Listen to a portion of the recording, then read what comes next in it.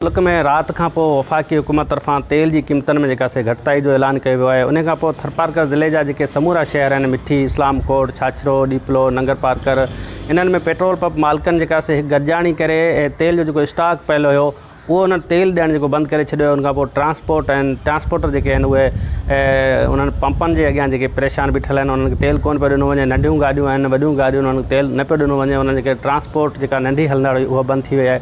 Petrol pump जेके मालिक आहिनि उन्हनि सां जेका असांजी ॻाल्हि ॿोल थी उहे चवनि पिया त असां जीअं तेल जी क़ीमतनि में घटिताई जो ॿुधो त तेल जेका असां घुराइणु बंदि करे छॾियो, पर असांजे ज़रियनि खां जेको मालूम थियो आहे त पेट्रोल पंप जेका मालिक आहिनि उन्हनि हिकु ई वक़्तु जेका से समूरा ज़िले जा जेके पंप आहिनि उहे बंदि करे छॾिया आहिनि। उन्हनि जे पंप बंदि करण जो मक़सदु इहो आहे त उन्हनि तेल ॾियणु जेका से बंदि करे छॾियो आहे। आवाम परेशान आहे। हिन वक़्तु जेका से मिठी, इस्लामकोट, छाछरो, डीपलो, नंगर पारकर जे समूरनि शहरनि जी इहो सूरत हाल आहे त उते नंढियूं वॾियूं जेके गाॾियूं आहिनि उहे बीह रहियूं आहिनि। पेट्रोल पंप जेके आहिनि उन्हनि ते वरी रश बि नज़र अचे थी ऐं इंतिज़ामिया जेका आहे उहो कंहिं बि तरीक़े जी जेका से उहा कार्रवाई करण जे लाइ तयारु न आहे। पेट्रोल पंप मालिकनि जी जेका से मनमस्ती क़ाइमु आहे। हुई बि जेकॾहिं तेल जा अघु घटिया आहिनि उनजे बावजूदि बि जेका से इज़ाफ़ी पैसा जेके वसूल कया पिया वञनि फ़ी लीटर ते, पर हिन वक़्तु जेका से ओचितो राति जेका तेल जी क़ीमतनि में जीअं घटिताई थी आहे उन खां पोइ यकदमि जेका पेट्रोल पंप मालिक आहिनि उन्हनि पंप जेके पंहिंजा बंदि करे छॾिया आहिनि। इंतिज़ामिया खे घुरिजे त फ़ौरन नोटिस वरितो वञे ऐं जेके पंप मालिक जेके स्टॉक जिन वटि तेल पियल आहे